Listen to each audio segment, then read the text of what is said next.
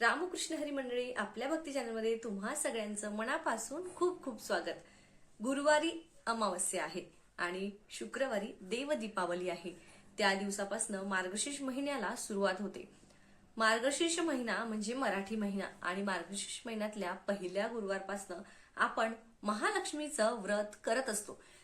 यावेळेस 4 गुरुवार आलेले आहेत। पहिला गुरुवार हा 27 नोव्हेंबरला आलेला आहे आणि त्यानंतर पुढचे 3 गुरुवार हे डिसेंबर महिन्यात आहेत।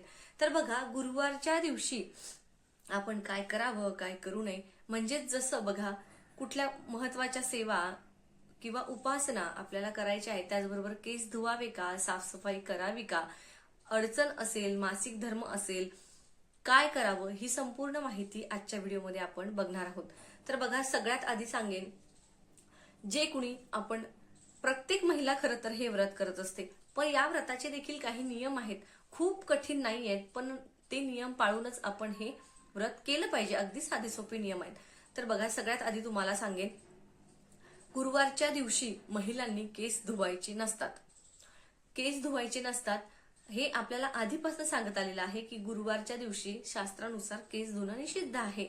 तर बघा, गुरुवारच्या दिवशी महिलांनी केस धुऊ नये। आपल्याकडे उपवास असला तर, जसं की अमावस्या असेल, पौर्णिमा असेल, एकादशी असेल किंवा कुठलाही उपवास असेल, त्या दिवशी केस धुतले जात नाहीत। आणि गुरुवारच्या दिवशी तर म्हणजे केस धुवूच नये असं सांगितलं जातं। पण मात्र बघा, काही महिलांचा मासिक धर्माचा 5वा दिवस असेल, 6वा दिवस असेल, त्यांना केस धुणं गरजेचं असेल, तर त्याच महिला केस धुवू शकतात। मात्र त्यांनी थोडीशी हळद डोक्याला लावायची, म्हणजे केसाला ना लावायची, आणि नंतर केस धुवायचे। मात्र ज्यांना काहीही अडचण नाही, काहीही प्रॉब्लेम नाही, त्यांनी बुधवारीच केस धुवून घ्यायचे, गुरुवारी केस धुवायचे नाही। आता येतो साफसफाईचा प्रश्न। असं म्हटलं जातं की गुरुवारच्या दिवशी घराची साफसफाई करू नये। मात्र बघा, आपल्याला सवय असते, आपलं डेलीचं रुटीन असतं। आता माझं तरी आहे, घर साफसफाई म्हणजे झाडू पोछा मारून नंतर आंघोळ करून नंतरच पुढच्या कार्याला लागते। तसंच गुरुवारच्या दिवशी देखील मी झाडू पोछा करतेच आणि नंतर आपल्या पूजेला वगैरे लागते। आता काहींचं असं म्हणणं असतं की बुधवारी साफसफाई करून घ्या, गुरुवारी करू नका।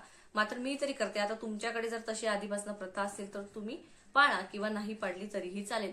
बघा, कसं असतं, त्या पाण्यामध्ये आपण चिमूटभर हळद टाकायची आणि मग नंतर गुरुवारच्या दिवशी आपण आपली लादी फरशी जी काय ती पुसायची। आता बघा, मात्र एक गोष्ट लक्षात घ्या की जाळी जळमट जी एक्स्ट्राची जी साफसफाई असते ना, जी आपण आठवड्याला करतो, ती गुरुवारच्या दिवशी करायची नाही। ते मात्र एवढं लक्षात ठेवायचं।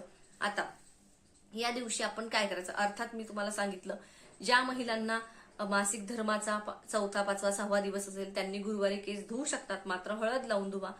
बाकीच्या ज्या महिला आहेत, ज्यांना काहीही प्रॉब्लेम नाही, त्यांनी बुधवारीच केस धुवून घ्या। त्याचबरोबर या व्रताचे नियम असे आहेत की बघा, हे व्रत म्हणजे आपण सकाळी लवकर उठायचं आहे। अर्थात आपल्याला उपवास असतो, पूजा मांडणी असली कुठली तर आपण लवकरच उठतो, त्यामुळे आपण सकाळी पहाटे लवकरच उठायचं आहे। आणि ही पूजा जी आहे ही देखील आपल्याला सकाळीच मांडायची आहे। काही स्त्रिया सायंकाळी मांडतात, तुम्हाला वेळ नसेल तर तुम्ही मांडा, पण सकाळी मांडली तर दिवसभर तुमच्या घरात तुम्हाला स्वतःलाच प्रसन्न वाटेल। आता राहिला उपवासाचा म्हणजेच व्रताचा प्रश्न। तर व्रत म्हणजेच उपवास, या व्रतामध्ये दिवसभर फ्रुट्स, गोड पदार्थ किंवा तुम्ही रागी राजगिरा त्याचबरोबर चहा कॉफी घेऊन दिवसभर हा उपवास करू शकता। आणि संध्याकाळी आपण हा उपवास पूजा झाल्यानंतर नैवेद्य दाखवल्यानंतर जेवतच करतो, त्यामुळे या दिवसभरात आपल्याला मीठ तिखट खायचं नसतं। मात्र ज्यांना गोळ्या सुरू आहे, ज्यांची तब्येत साथ देत नाहीये, त्यांनी सेंधव मिठाचा वापर करून केलं तरीही चालेल। बघा, शेवटी श्रद्धा महत्वाची। तसं तर या उपवासामध्ये फक्त गोडच सकाळी खाल्लं जातं। त्याचबरोबर बघा, कसं होतं की आता हे 4 गुरुवार आहेत, तर या 4 गुरुवारमध्ये एखाद्या गुरुवारी आपल्याला अडचण येते, म्हणजे मासिक धर्म येतो, तर मग अशा वेळी काय करायचं, तर बघा, आपण उपवास पकडायचा म्हणजेच व्रत पकडायचं। कहाणी गुगलला वाचा किंवा युट्यूबला ऐका, किंवा तुम्हाला जेवढी सेवा मोबाईलवर ऐकता येईल तेवढी तुम्ही ऐका। उपवास तुम्ही पकडायचा आहे। आता मला अडचण आली आहे, मला मासिक धर्म आला आहे, तर मी हा एक गुरुवार स्किप करणार आणि पुढचा एक महिन्यातला वाढवून घेणार, असं करू नका। तुमच्या घरातल्या कुठल्याही व्यक्तीला पूजा मांडायला सांगा, तुम्ही उपवास करा।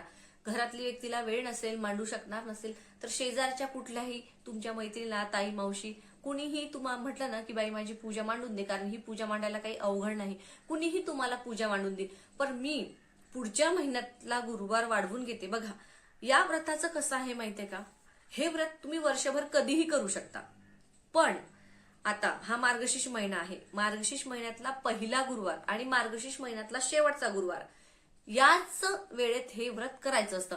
आता बघा आपले जे पौष, आषाढ, ज्येष्ठ, जे काही महिने असतात मराठी महिने, आता सपोज तुम्ही श्रावण महिन्यात सुरू केलं तर श्रावण महिन्यातला पहिला गुरुवार तुम्हाला घ्यायचा आहे आणि श्रावण महिन्यातल्या शेवटच्या गुरुवारीच तुम्हाला उद्यापन करायचं आहे, असा त्याचा एक नियम आहे. आता बघा आपण हा मार्गशीर्ष महिना आहे, मार्गशीर्ष महिन्यातल्या 27 तारखेला पहिला गुरुवार आहे आणि डिसेंबर महिन्यात पौष महिना लागतो, तर मार्गशीर्ष महिना संपतो कधी 18 डिसेंबरला चौथा गुरुवार येणार. तर तुमचा आता या 4 मधला एखादा गेला तर तुम्ही म्हणसाल की मी पौष मधला एक गुरुवार घेते, तर तसं करू नका. कुणालाही पूजा मांडणी करून घ्यायला सांगा, तुम्ही उपवास पकडा, मात्र मार्गशीर्ष महिन्यातले 3 करायचे, पौष मधला 1 करायचा असं करू नका. ही एक गोष्ट तुम्ही लक्षात ठेवा, कारण मी ती स्वतःच्या मनाने सांगत नाहीये, हा सरळ सरळ त्या पोथीमध्ये म्हणजे जे पुस्तक आहे, जे व्रतकथेचं पुस्तक आहे जे स्क्रीनवर दिसतंय त्यामध्ये स्पष्ट दिलेलं आहे, कुठल्याही महिन्याच्या पहिल्या गुरुवारी तुम्ही हे व्रत सुरू करू शकता आणि शेवटच्या गुरुवारी त्याचं तुम्हाला उद्यापन करायचं आहे. म्हणून सांगते की मी एक गुरुवार वाढवून घेते, असं करू नका. कुणीही पूजा मांडून देईल घरातली व्यक्ती. आणि हो, हे व्रत कुणी करावं तर कुमारिका, शवासना स्त्रिया, पुरुष देखील हे व्रत करू शकतात, असं याला काही बंधन नाही की हे करू नये. आता या व्रताचे नियम म्हणजे काय, तर घरामध्ये भांडणं करू नये, शांतता ठेवावी, घरामध्ये प्रसन्न वातावरण होईल असंच वागावं, त्याचबरोबर मांसाहार पूर्णपणे टाळावा. गुरुवारच्या दिवशी नाही, महिनाभर तुम्हाला शक्य झालं तर निदान बुधवार, गुरुवार, शुक्रवार हे 3 दिवस तरी तुम्ही मांसाहार टाळा, तसं तर महिनाभर करूच नका. आणि त्याचबरोबर तुम्हाला ब्रह्मचर्याचं पालन देखील करायचं असतं. अगदी छोटे छोटे नियम आहेत बघा. उपवास जो आहे तो योग्य पद्धतीने करावा, सकाळी उठताना फार उशीर करू नये, सकाळी सकाळी लवकर उठावं, घरामध्ये भांडण होणार नाही याची काळजी घ्यावी. आपल्या घरामध्ये जर कोणी आलं तर त्याला उपाशी जाऊ नये, त्याला काहीतरी का होईना तुम्ही खायला द्या, नाही काही जमलं तर चहा कॉफी तुम्ही त्याला द्या. सवाष्ण स्त्री आली तर तिचा हळदी कुंकू लावा, तिला 1 कप दूध का होईना द्या, जर तुम्हाला शक्य झालं तर तुम्ही तिची ओटी भरा. असे हे छोटे छोटे नियम आहेत की जे गुरुवारच्या दिवशी आपल्याला पाळायचे आहेत. त्याचबरोबर आपण सेवा तर करणारच असतो. सेवा अशी की बघा तुम्हाला सकाळी उंबऱ्याला हळदीचं लेपन करायचं आहे, अर्थात आंघोळीच्या पाण्यामध्ये. तर त्याचबरोबर सेवा म्हणजे काय, तर बघा तुम्ही सकाळी जेव्हा अंघोळ करणार तेव्हा अर्थात अंघोळीच्या पाण्यामध्ये गोमूत्र टाका. घर पुसणार, ज्यांना पुसायचे नाहीत त्यांनी पुसू नका, ज्यांना झाडायचे नाहीत त्यांनी झाडू नका, पण मी तरी झाडून पुसून घेते. तर त्यामध्ये हळद टाका त्या पाण्यामध्ये. त्यानंतर तुम्ही देवांची पूजा करणार. पूजा केल्यानंतर तुम्ही उंबऱ्याला हळदीचं लेपन करा. तुमच्या दोन्ही दरवाजाच्या बाहेर या साईडने एक, या साईडने एक, 2 असे छानपैकी हळदीने स्वस्तिक काढा. हळद भिजवताना त्यामध्ये गंगाजल मिक्स करा. दोन्ही साईडने 2 छान स्वस्तिक, त्याला 4 टिंब, साईडने 2 उभ्या रेषा द्या, त्याला हळदी कुंकू अक्षता फुलं अर्पण करा. त्याचबरोबर तुळशीजवळ देखील एक हळदीचं स्वस्तिकाला झाडे 3 स्वस्तिक. 4थं स्वस्तिक तुम्ही तुमच्या किचनमध्ये टाईल्सवर, किचन ओट्यावर काढा. 5वं स्वस्तिक जिथे तुम्ही पूजा मांडणार आहात त्या पाटाच्या खाली, चौरंगाच्या खाली काढा. असे 5 स्वस्तिक आपल्या घरामध्ये काढा. त्याचबरोबर बघा माता लक्ष्मीला अतिशय प्रिय असलेल्या तुम्ही समप्रमाणात 2 लवंगा आणि 2 भीमसेनी कापूर हे जाळून माता लक्ष्मीला त्याचा वास, सुगंध अतिशय प्रिय आहे ते तुम्ही दाखवू शकता. त्याचबरोबर संपूर्ण घरामध्ये देखील फिरवू शकता. त्याचबरोबर मार्गशीर्ष महिन्यात गुरुवारी आपण कुठले उपाय करावे हे देखील आपण नंतर बघणारच आहोत. मात्र सेवा करायला विसरायचं नाही. महालक्ष्मी अष्टकमचं पठण करायचं. कथा आपण वाचणार आहोत. महालक्ष्मीची आरती, माता लक्ष्मीची आरती, सेवा, उपाय, पूजा, संपूर्ण माहिती, पूजा मांडणी साध्या सोप्या पद्धतीने कशी करावी याचा व्हिडिओ मी तुमच्याबरोबर लवकरच शेअर करील. मात्र हे जे छोटे छोटे नियम मी तुम्हाला सांगितले हे आवर्जून पाळा.